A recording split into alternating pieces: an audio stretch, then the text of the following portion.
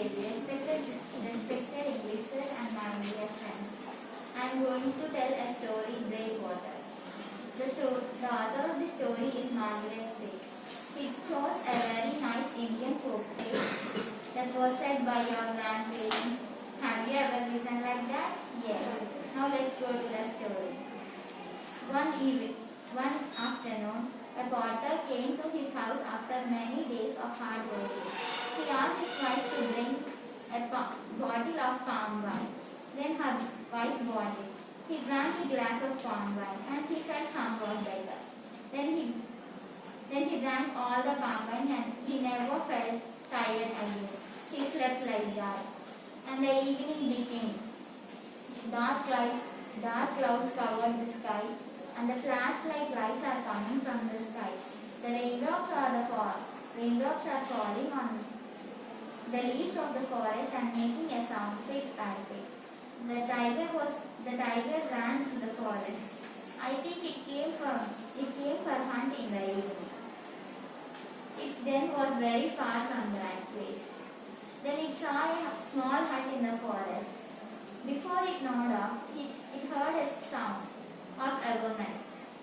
How terrible this leak is, she complained. I'd rather meet a tiger in the forest than the leak in my house. Then the tiger thought, what is this leak? Is this dangerous than me? Am I not the real king of the forest? Like that, tiger thought and it slept. Then the potter discovered that his donkey is under the tree. When he went and saw it, there is nothing except the chain. Then he felt anger and said, my stupid donkey had escaped again. The potter walked into the wet forest. Step by step, his anger is increasing and he scolded the donkey.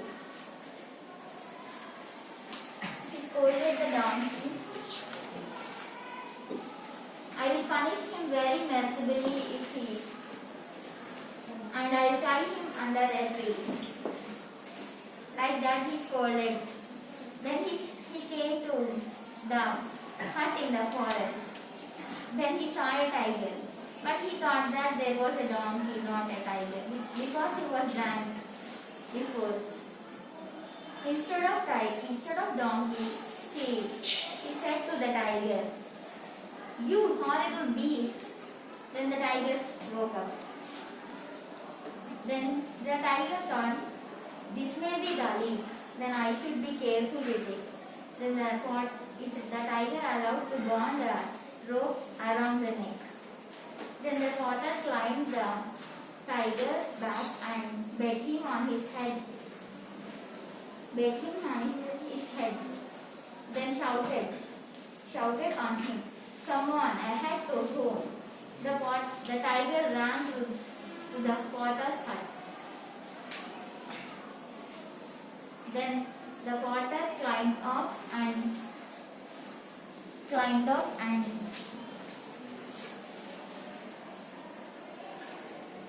tied the tiger to a tree.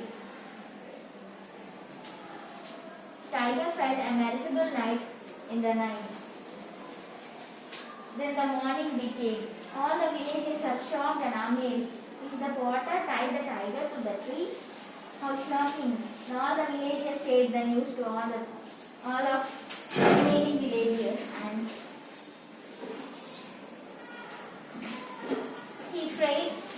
all the villagers praised the potter because the tiger used to eat all the goats and buffaloes of the villagers. The potter told that instead of donkey I took a tiger, but anyone did not listen the potter's words and they all kept a name, Breakwater, to the potter. After a few years, the war was broken. Then the king wanted a leader to lead the army. He kept a meeting to all his ministers, and one one minister said, Your Majesty, I know a man. Then the king immediately sent a messenger to the potter. Then the potter was frightened. Am I a general of the army? I did not know how to use the sword and I never ridden a horse before. And he said to his wife, Because of this stupid donkey, I am getting all of these problems. Like that, the potter said, and next morning they went to palace, it seems. Now we'll see this story by my friend Varun.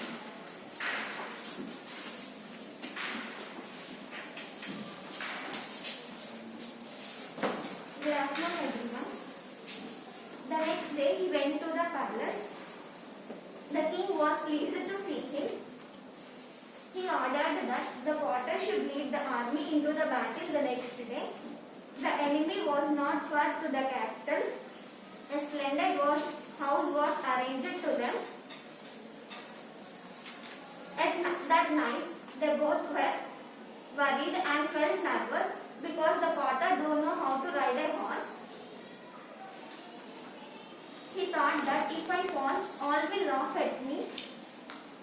I will woke up early in the morning and I will practice riding. They both were woke up in the morning and they went to that stable. The horse was very beautiful. He don't know how to ride a horse. While climbing onto the horse, it was very slippery to him. The wife helped him and by tying ropes to the stirrup.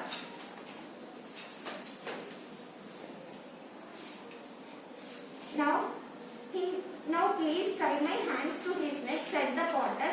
Meanwhile, the horse was impatiently pawing his hoofs onto the ground.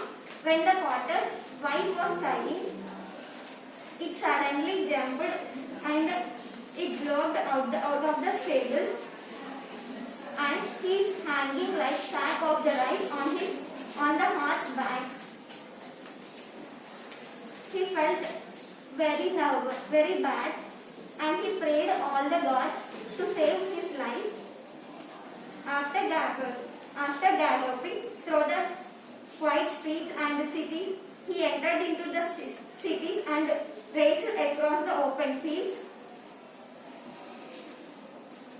The enemy's place were came. When the potter realized where they were going, they don't know. She tied very harder. He pulled widely on the reins, but it did not start. When they passed a tree, the potter gathered a branch, but the horse did not start. Instead, the tree was pulled out of the ground.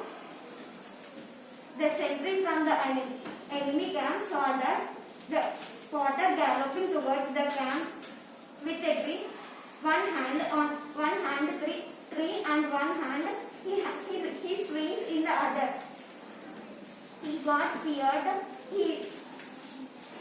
That must be the general who captured a tiger with his bare hands, and now he has uprooted a tree with only one hand. He is not an ordinary man. He is a giant. Run, save your lives. The famous tiger general coming at the head of a large army to attack us. He has the strength of the giant. He has uprooted a tree with one hand. The people got feared. The frightened soldiers felt her king was left by himself in his tent. Hurriedly, he wrote a letter begging the pleas of apologizing from attacking the country. He left his letter in the tent and jumped on ran away. And slowly, the potter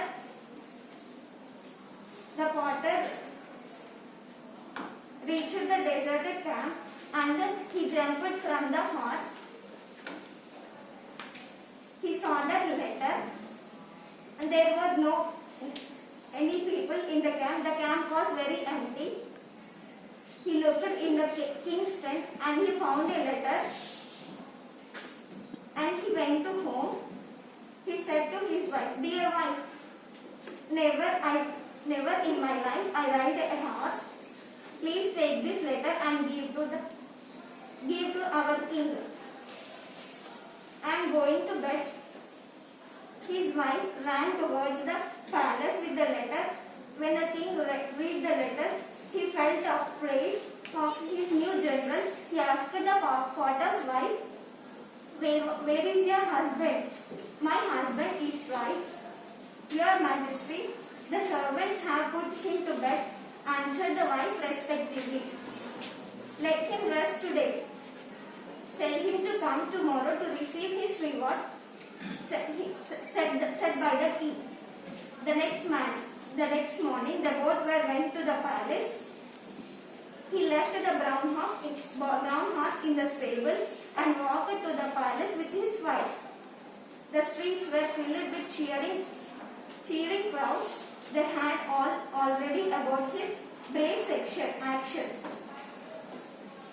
Any other man would ride to palace on a horse, but he is walking like an ordinary man.